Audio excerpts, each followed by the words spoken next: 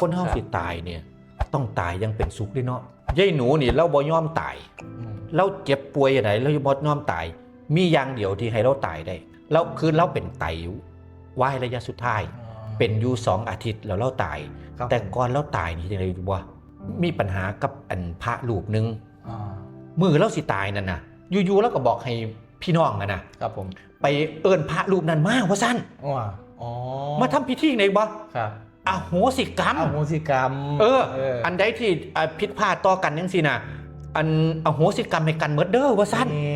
ตอนเช้าได้นี่น่ะตอนเช้าได้เนี่ยครับผมบัดตอนอันบ่ายๆเนาะ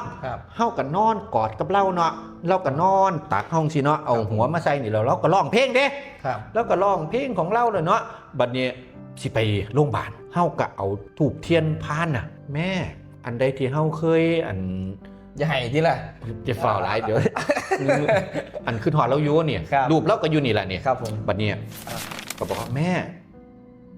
อันใดที่เฮาเคยผิดพลาดนะเคยทำผิดพลาดเคยอีหยังที่มันบ่ดีบ่งามจังซี่นะเฮายกเลิกหมดเด้อแม่เด้อเอาก็อโหสิกรรมให้กันหมดเด้อแม่บ่เอามาเป็นเรื่องเป็นเล่าลบมันหมดซะบ่ให้มันมีหยังที่มาคั่งคาใจกันเด้อแม่เด้อสั่นนี่ก็เบิดซ้ำนี่แม่อย่าเฮาบ่ติดข้างหยังกันเด้อแม่เด้อว่าซั่น